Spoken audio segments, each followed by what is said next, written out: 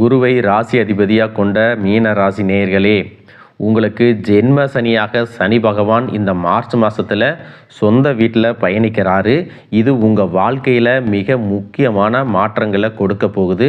கடினமான உழைப்பு, பொறுமையாக இருக்கிறது, தாமதங்களை ஏற்றுக்கிறது, எந்த விஷயத்திலையும் அவசரப்பட்டு முடிவுகளை எடுக்காமல் இருக்கிறது உங்களுக்கு நல்லது.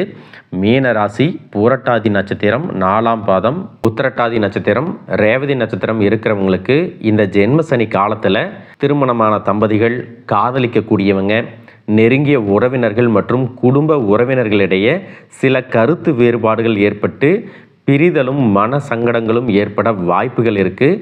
இந்த காலகட்டத்தில் யார் எவ்வளவு பெரிய தவறுகளை செஞ்சிருந்தாலும் அந்த சூழ்நிலை மற்றும் எல்லா இடத்தையும் நீங்கள் ஆராய்ஞ்சு பார்த்து முக்கியமான முடிவுகளை எடுக்கிறது நல்லது. இந்த கிரகநிலைகள் காரணமாக ஏற்படக்கூடிய மனமாற்றங்கள் சிலருக்கு தன்னுடைய வாழ்க்கை துணையை வெறுக்கிற மாதிரியும், சிலருக்கு விவாகரத்து வரைக்கும் கூட கொண்டு போவதற்கான சூழ்நிலைகள் இருக்குது. அதனால் சில ஜோதிட சூட்சமங்களை புரிஞ்சுக்கிட்டு விட்டு கொடுத்து போகிறதும், உண்மையாக நேசிக்கிறதும், தெய்வ பக்தியும் தான் உங்களுக்கு நல்ல பலன்களை கொடுக்கும். இது நாள் வரைக்கும் இருந்த மன கஷ்டம், ஆரோக்கிய பிரச்சனைகள் எல்லாம் நீங்கி நீண்ட நாளாக எதிர்பார்த்திருந்த நிம்மதியும், புதிய தொழில் வாய்ப்புகளும், பண வரவும், குடும்பத்தில் சுபகாரியங்களும், பொருளாதார நிலை உயர்றது மற்றும் சொத்து சேர்க்கை இதுவெல்லாம் கிடைக்கணும். அப்படின்னா நீங்கள் எந்த இடத்துல கவனமாக இருக்கணும், எப்படிப்பட்ட காரியங்களை செஞ்சால் உங்களுக்கு பிரச்சனைகள் நீங்கி நல்ல பலன்கள் கிடைக்கும் அப்படிங்கிறத பற்றி தான் இந்த வீடியோ பதிவில் முழுசாக பார்க்க போகிறோம். இந்த ஜென்ம சனி காலத்தில் சனியினுடைய பார்வை உங்களுடைய 3வது வீடான சகோதர ஸ்தானத்தையும், 7வது வீடான கலத்திர ஸ்தானத்தையும், 10வது வீடான ஜீவனஸ்தானத்தையும் பார்க்கறதால நீங்களே எதிர்பார்க்காத சில சம்பவங்கள் எல்லாமே நடக்க வாய்ப்பு இருக்குது. உங்களுடைய பேச்சு திறமையால் நல்ல வருமான வாய்ப்புகள் எல்லாமே உண்டாகும். அரசு சார்ந்த விஷயங்களில் உங்களுக்கு சாதகமான காரியங்கள் நடக்கும். ஞாபக மறதி ஏற்படக்கூடிய சூழ்நிலை இருக்கிறதுனால விலை உயர்ந்த பொருட்கள் மற்றும் அலுவலக கோப்புகளை எந்த இடத்துல வைக்கிறோம் அப்படிங்கிறதுல நீங்கள் கவனம் செலுத்தணும். முடிஞ்ச வரைக்கும் தொழில் சார்ந்த விஷயங்களுக்கு மற்றவங்க கிட்ட பொறுப்பை ஒப்படைக்கும் போது உங்களுடைய கண் பார்வையில் எல்லா விஷயமும் நடக்குதா அப்படிங்கிறத நீங்கள் சோதித்து பார்க்கணும். குடும்பத்தை பொறுத்த வரைக்கும் மூத்த சகோதரர் வகையில் உங்களுக்கு அனுகூலங்கள் கிடைக்கும். தந்தையினுடைய உடல் நலத்தில் அதிகமான கவனம் செலுத்தணும்.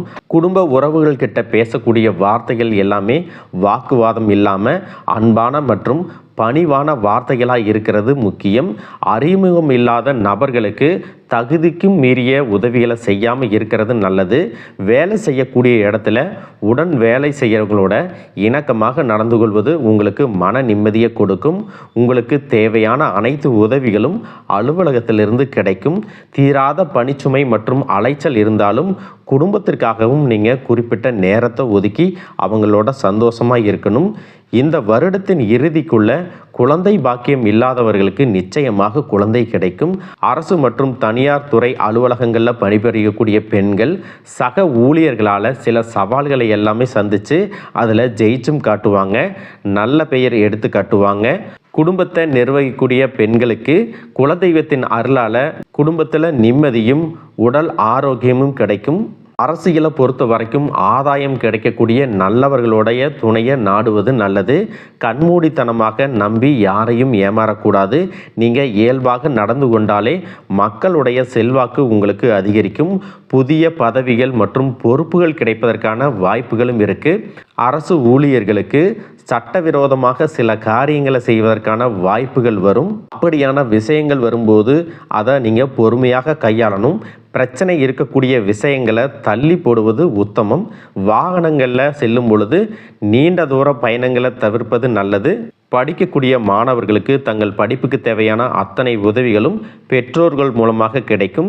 படிப்பில் புதிய உத்வேகத்தோடு செயல்படுவாங்க. நண்பர்களுடைய ஒத்துழைப்பு கிடைக்கும்.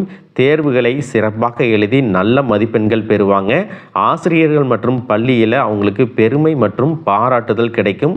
உங்களுடைய கடின உழைப்பு மற்றும் தொழில் முன்னேற்றத்தின் காரணமாக நல்ல வருமானம் கிடைக்கக்கூடிய வாய்ப்புகள் இருக்குது. படிச்சுட்டு வேலை தேடிட்டு இருக்கிறவங்களுக்கு நல்ல வேலை கிடைக்கும்.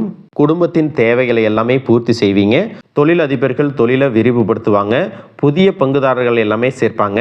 விவசாயிகளுக்கு விளைவிக்கக்கூடிய விளைபொருட்கள் மூலமாக கணிசமான லாபம் கிடைக்கும். இந்த 2026ஆம் ஆண்டில் சனியினுடைய வக்ர நிவர்த்தி, குரு பெயர்ச்சி, சுக்கிர பெயர்ச்சி, சூரிய பெயர்ச்சி மற்றும் ராகு கேது பெயர்ச்சிகள் மூலமாக நல்ல பலன்களும் எதிர்பாராத முன்னேற்றங்களும் உங்களுடைய வாழ்க்கையில் நடக்க போகுது. அதனால் நீங்கள் எதிர்பார்த்த விஷயங்கள் உங்களுக்கு உடனே நடக்கலை, எதுவுமே கிடைக்கல அப்படின்னு வருத்தப்படாமல் உங்களுடைய கடமையை எப்பவும் போல் செஞ்சுட்டு வாங்க.